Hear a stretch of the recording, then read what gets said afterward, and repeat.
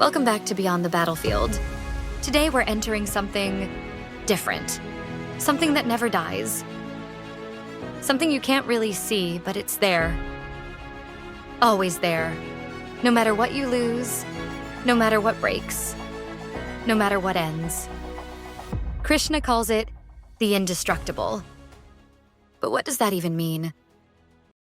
Yes, Krishna says, that which pervades this entire universe is indestructible. No one can destroy this imperishable Atman. And yet it's one of the hardest things for us to understand. Because our eyes see only what is filled. The furniture in a room, the noise in our heads, the people we love, the roles we play. But what about the space in the room? What about the silence behind the noise? What about you without your roles? I love that image of the room. Before the room was built, there was space. When the walls came up, the space was still there. When the walls break down, the space remains. The roominess doesn't die. Only the walls do. But you know, Anchor, I'm noticing something. These verses, they sound so similar to the last few we've explored. Why is Krishna repeating the same idea again and again? Ah, you're catching that. Yes, it does feel like Krishna keeps saying the same thing, doesn't it? That the self is indestructible, that you are not the body, that you cannot truly die. Exactly. It's like, okay, Krishna, we get it. Yes, but here's the thing. Learning these truths is like peeling an onion, layer by layer. You hear it once and it sounds inspiring. You hear it a second time and it feels comforting. But you live a bit, face some fear, lose something, and suddenly you realize you didn't really get it the first time. So Krishna repeats because we need to hear it again? Yes, Krishna sees Arjuna's eyes, his trembling hands, his frozen mind, and he knows Arjuna isn't convinced yet. Words of wisdom often need repetition, not because the teacher is boring, but because the truth is deeper than our first understanding. Like when you're grieving and someone says, you're not alone, you might hear it, but you don't really feel it until you hear it again and again. Exactly. Repetition in spiritual teachings is not redundancy, it's depth.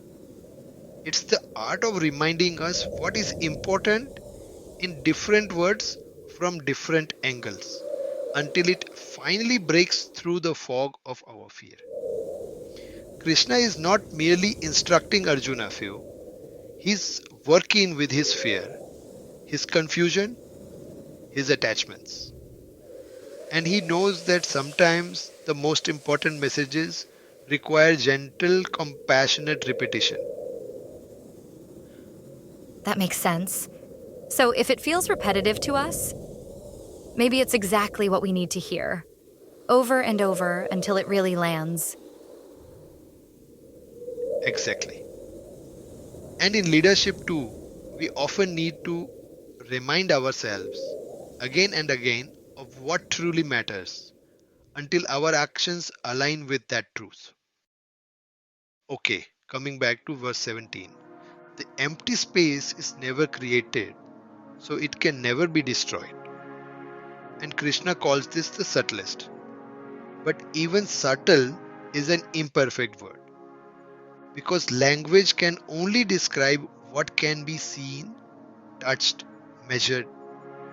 When we say subtle, we still think of something small, something that's just a tiny part of what we can see. But Krishna's subtle is not a part of the visible. It's beyond the visible, beyond the measurable. So when we think of the indestructible, We're not talking about something we can find under a microscope. Not at all. Even the tiniest particles, atoms, electrons, quarks, these are still visible to our intellect, if not our eyes. They still begin and end in some way. But what Krishna points to is what can never be known by measurement because it was never created. It's the pure space that holds everything. Like the room, we can remove the furniture, the people, even the walls, and what remains? The roominess.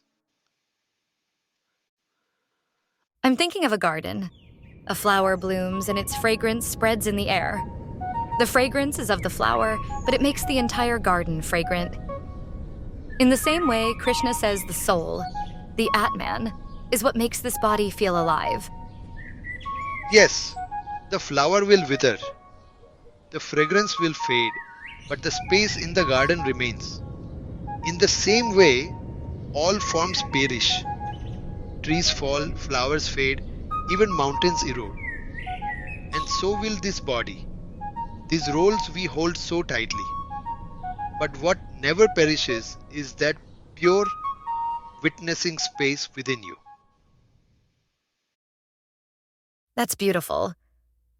But let me ask you, Anchor, how does this help us in leadership, in everyday life?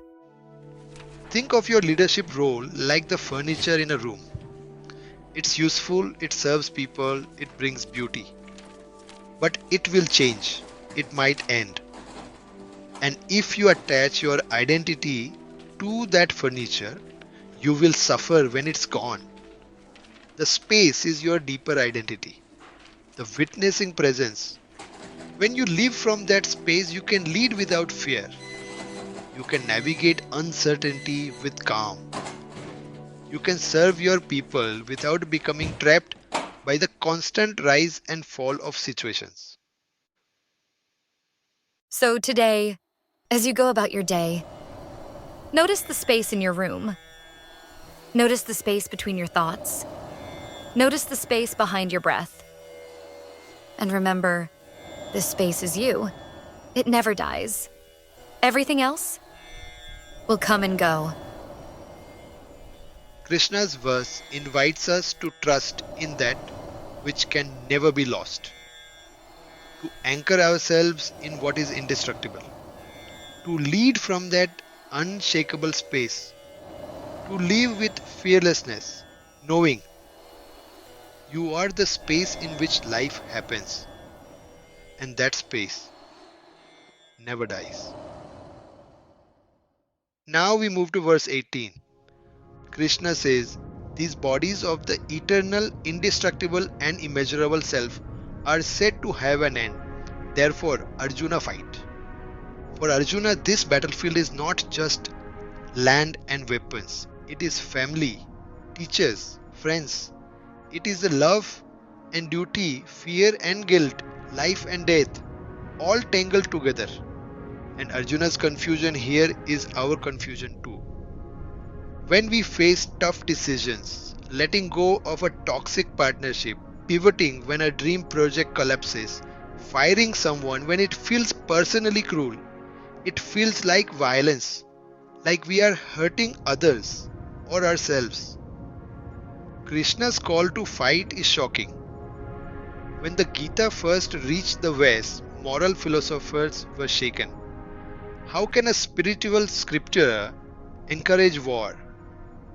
Even in India, some condemned Krishna, placing him in hell.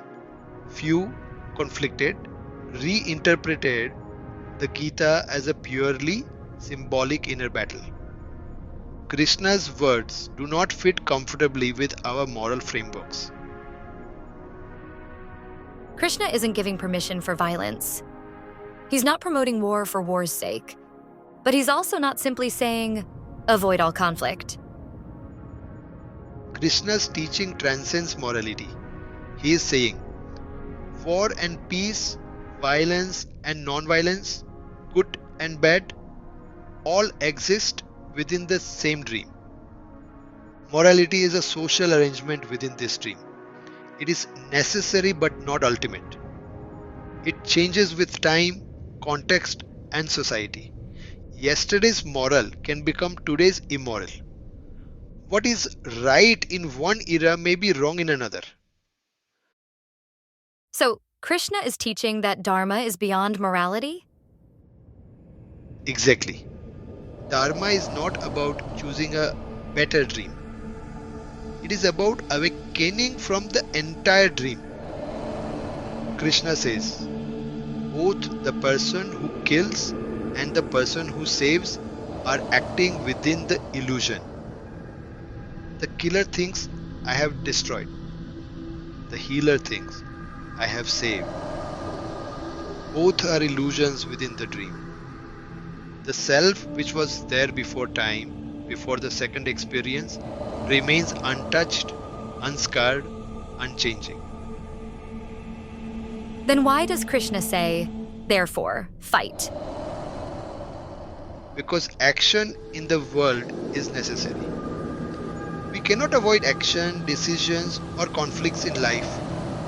Krishna says, act with clarity, not attachment. Fight when necessary, but do not let the fear of loss or the illusion of identity stop you. For leaders, the battlefield is projects, conflicts, challenges. The body is roles, titles, social identity. The self is vision, the unshakable essence. Arjuna's confusion is the confusion of leaders who avoid tough decisions because they fear hurting others, equate roles with identity, and feel every failure as personal death. Krishna teaches, your duty is to act, but your identity is not in the outcome.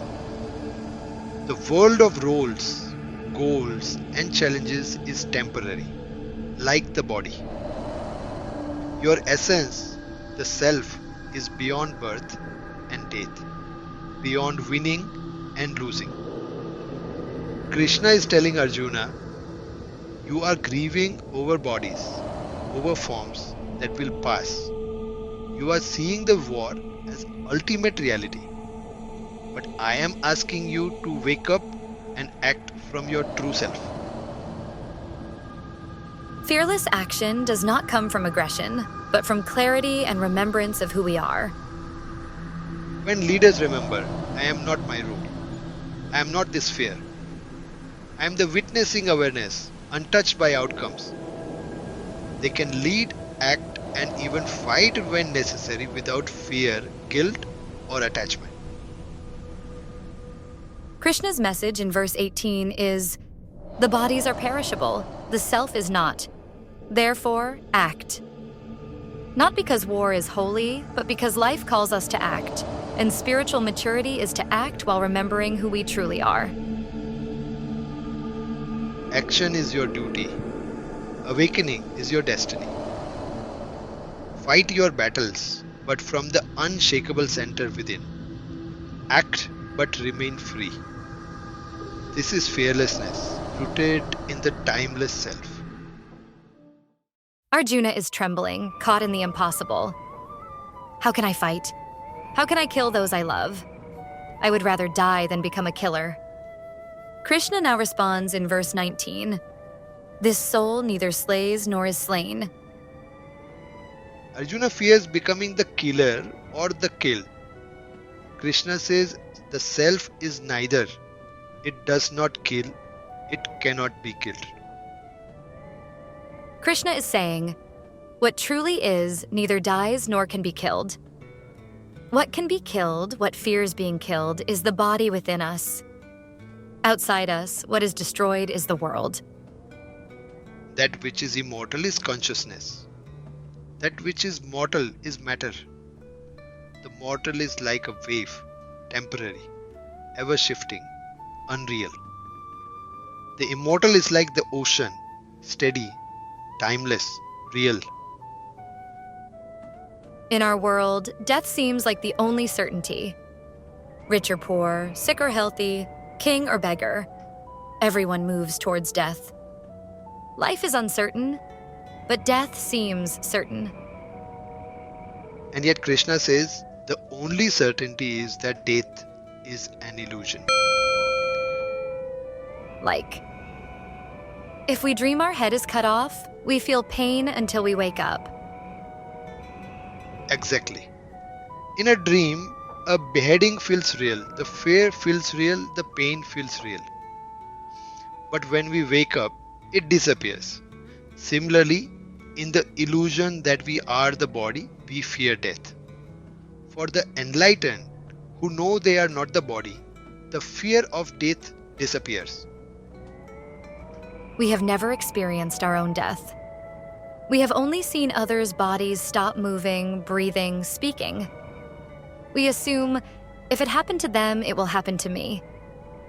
But we have never experienced our own death. Krishna says, you are not the body that dies. You are the consciousness that witnesses. Death is not a personal experience. It is an inference based on observing the body. Krishna says, the soul neither slays nor is slain. What does that mean practically? Think of petrol in a car.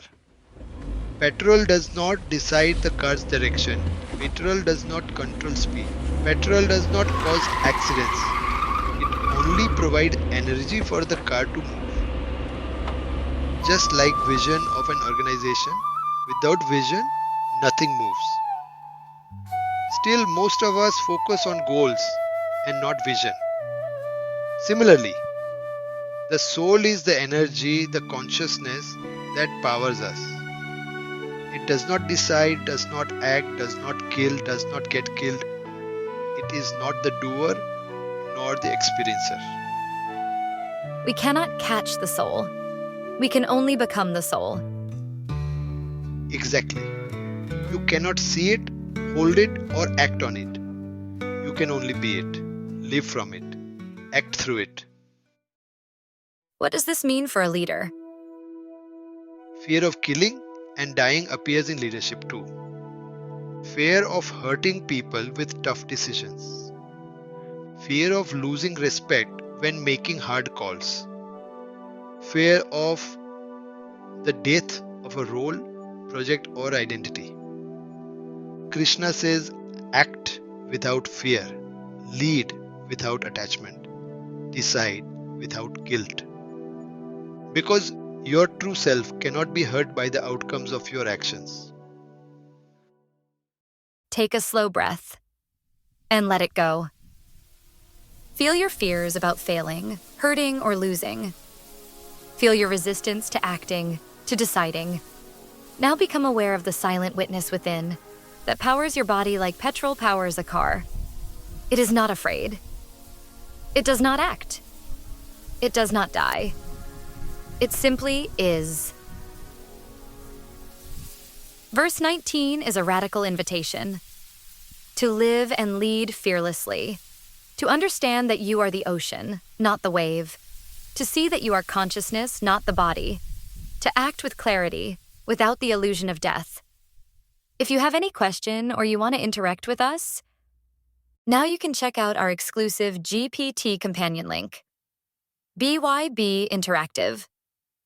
It's your space to interact, explore more insights from the Gita, or just continue the conversation at your own pace. Just tap the link in the show notes or in description. This is the heart of Krishna's teaching. Action is your duty. Fearlessness is your nature. Awakening is your destiny. And this is Beyond the Battlefield. See you in episode 16.